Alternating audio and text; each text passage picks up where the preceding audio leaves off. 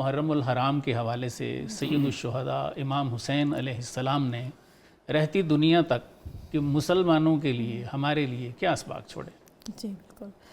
یہ اتنا اہم سوال ہے کہ جس میں ہماری سوچ جو ہے تفکر کی جانب، تدبر کی جانب جو ہے وہ آمادہ ہوتی ہے۔ ہم یہ سوچیں، ذرا تصور کریں میدان کربلا کے پورے واقعے کو مطالعہ کریں اور دیکھیں کہ اس میں کیا کیا پیغامات ہیں اور کیا کیا عبرتیں ہمارے لیے موجود ہیں۔ جیسے کہ ابھی بہت سے موضوعات ابھی آپ نے چھیڑے اور ان پہ ہم نے بات کی، مولانا صاحب نے بھی بات کی۔ اس میں سب سے پہلے جو پیغام ہمیں امام حسین دے رہے ہیں وہ بندگی اور عبادت کا دے رہے ہیں کہ وہ جو ایک رات کی مہلت مانگی، گویا امام حسین ہمیں یہ سکھا رہے ہیں کہ چاہے سامنے موت موجود ہو لیکن جو پہلی ترجیح دینی ہے وہ عبادت الہی کو دینی ہے، وہ نماز کو دینی ہے۔ تو بس یہ پیغام ہم نے زندگیوں میں شامل کرنا ہے کہ فقط محرم کو رسمی طور پہ نہیں منانا بلکہ محرم میں جو پیغامات پوشیدہ ہیں، کیونکہ دیکھیں واقعہ کربلا فقط ایک واقعے کا نام نہیں ہے بلکہ جو واقعہ کربلا ہے ضمیر کی بیداری کا، عشق الہی کی معراج کا اور حق و باطل کے ابدی معرکے کا وہ نقطہ کمال ہے کہ جس کی روشنی سے پوری انسانیت آج بھی منور ہو رہی ہے۔ تو ہم نے ان تمام نکات کو سمجھ کے اپنی زندگیوں میں اپلائی کرنا ہے۔ اس میں سب سے پہلا نقطہ یہی تھا کہ عبادت الہی کو اپنی اول ترجیح پہ رکھنا چاہیے۔ اور دوسری بات اگر ہم دیکھیں تو ہمیں واقعہ کربلا میں نظر آتا ہے کہ وہ شجاعت، وہ بہادری، وہ ظالم کے خلاف قیام کرنا، حق کا ساتھ دینا، یعنی امام حسین نے ہمیں یہ کربلا میں پیغام دیا کہ چاہے سامنے جیسا بھی ظالم و جابر حاکم موجود ہو، چاہے اس کے پاس وسائل کی کثرت ہو، چاہے اس کے پاس لشکر کی کثرت ہو، لیکن ایسے میں کبھی بھی ظالم و ظلم کے آگے سر تسلیم خم نہیں کرنا، ہمیشہ ظلم کے خلاف جو ہے وہ کھڑے ہو جانا ہے، ڈٹ جانا ہے۔ جیسے کہ امام علی نے بھی فرمایا تھا کہ ہمیشہ ظالم کے خلاف اور مظلوم کے ساتھی اور مددگار رہنا۔ بالکل اپنے بابا کی بات پہ عمل کرتے ہوئے امام حسین ابن علی نے بھی کربلا میں اس کا عملی نمونہ جو ہے وہ پیش کیا ہے۔ اور ہم یہ دیکھتے ہیں یہ اتنا اہم ہے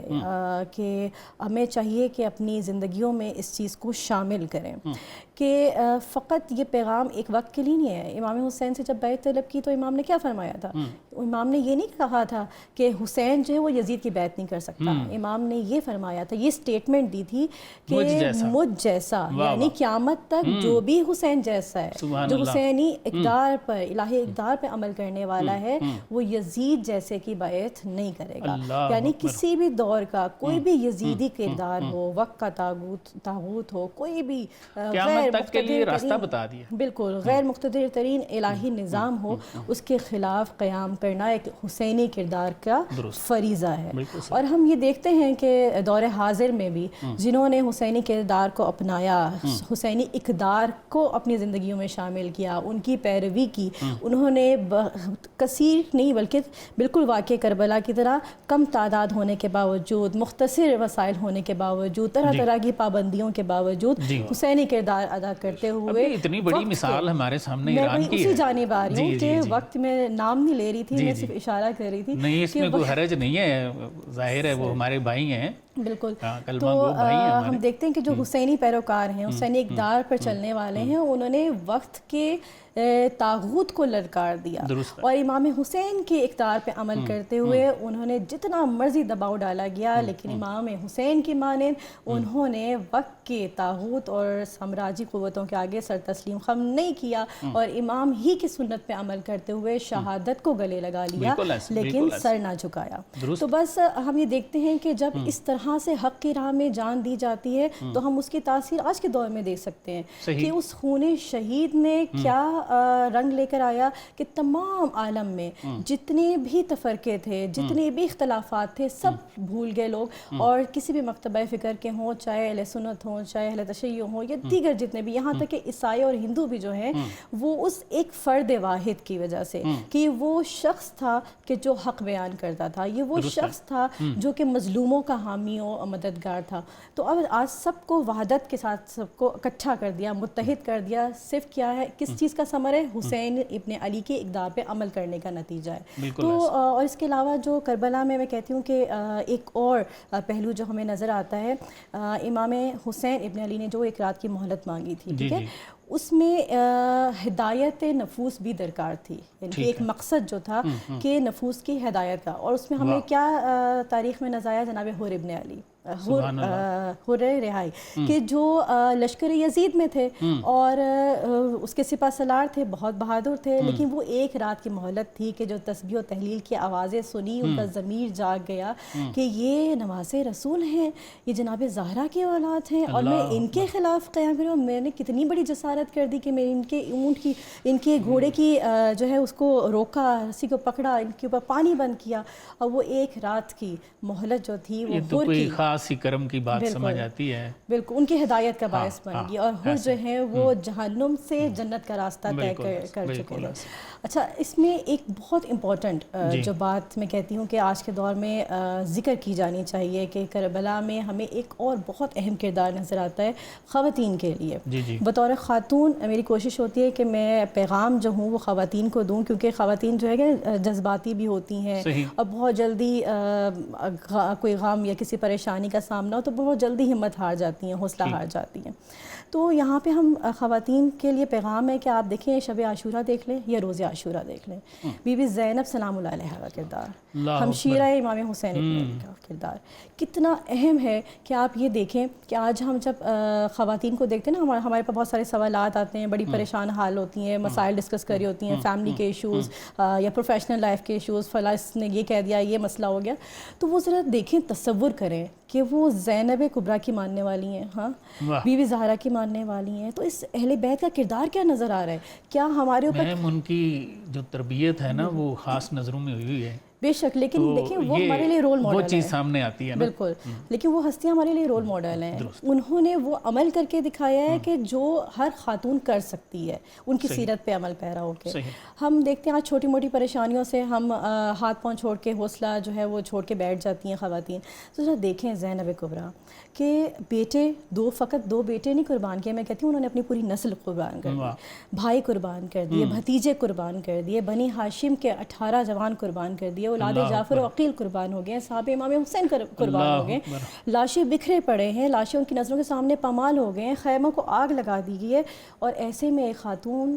گریہ و زاری نہیں کرتی ہوئی نظر آ رہی ہے. تاریخ کیا بتا رہی ہے؟ تاریخ کہہ رہی ہے یہ ایک خاتون جس نے مردانہ وار جو ہے مصائب کا سامنا کیا، اور مسئلے کو، ہر مصائب کو رون ڈالا،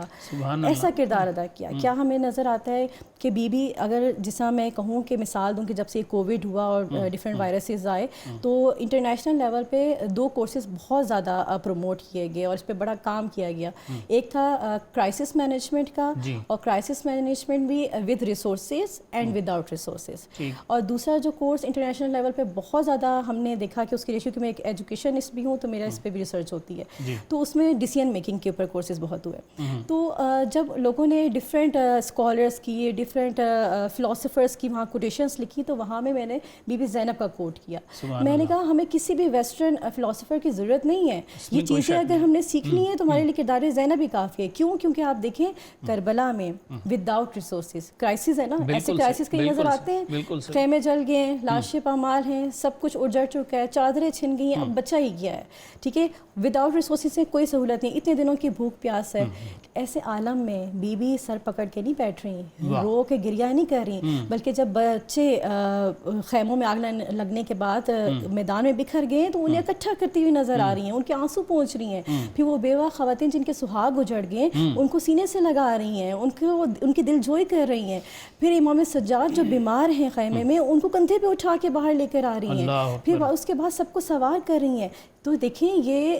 ود آؤٹ ریسورسز کیسے کرائسس کی مینجمنٹ اگر کسی نے سیکھنی ہے اور ایک خاتون نے سیکھنی ہے تو بی بی زینب میں کے کردار میں سیکھ سکتے ہیں. اسی طرح ڈیسیژن میکنگ ہے، بی بی نے کس طرح سے اتنے سخت حالات میں فیصلہ کرنا سکھایا. ہم کہتے ہیں نا آج کی خواتین تھوڑی سی پریشان ہوتی ہیں تو کہتی ہیں مجھے نہیں سمجھ آ رہا، بس پتہ نہیں کیا کرنا ہے، کس طرح سے میں سب حالات ٹھیک کر سکتی ہوں. تو آپ دیکھیں کہ جب خیموں میں آگ لگ رہی تھی تو بی بی وہیں پہ بیٹھ نہیں گئیں کہ وہیں پہ جل جائیں یا وہیں پہ سر پیٹ لیں یا رونا دھونا شروع کر دیں. وہ ایک خیمے سے دوسرے خیمے میں پھر سب کو اکٹھا کریے دوسرے سے تیسرے خیمے میں، اور یہاں تک کہ وقت کے امام، کیونکہ شریعت یہ کہتی ہے جو وقت کا امام ہو، جو حجت خدا ہو، اس سے شرعی مسئلہ پوچھا جاتا ہے، اس سے مسئلہ دیا، تو اس وقت میں بھی بی بی ہمیں درس دے رہی ہیں وہاں پہ، حالانکہ خود عالمہ ہیں، فقیہاں ہیں، لیکن اس کے باوجود علم رکھتے ہوئے بھی ہمارے لیے نمونہ عمل ہے، قیامت تک پیغام دے رہی ہیں کہ جب ایسی سچویشن ہو تو مسئلہ شرعی دریافت کیا جاتا ہے۔ پوچھ رہی ہیں امام سجاد سے کہ آپ بتائیں کہ ہم خیموں میں جل کے مر جائیں یا پھر خیموں سے باہر نکل آئیں؟ اللہ اکبر۔ تو جیسے امام نے کہا کہ آپ خیموں سے باہر جائیں اور اپنی جان بچائیں اور سب کو اکٹھا کریں، تو بی بی نے اس حکم کی پیروی کی ہے۔ تو اگر ہم چاہتے ہیں خاتون اپنے آپ کو اسٹرانگ کرنا چاہتی ہے اور الہی اقدار پہ زندگی گزارنا چاہتی ہے، تو واقعہ کربلا میں وہ زینبی کردار اپنائے، زینبی کردار اپنا کے وہ اپنی نسلوں کو بچا سکتی ہے اور کامیابی تک پہنچا سکتی ہے انشاءاللہ۔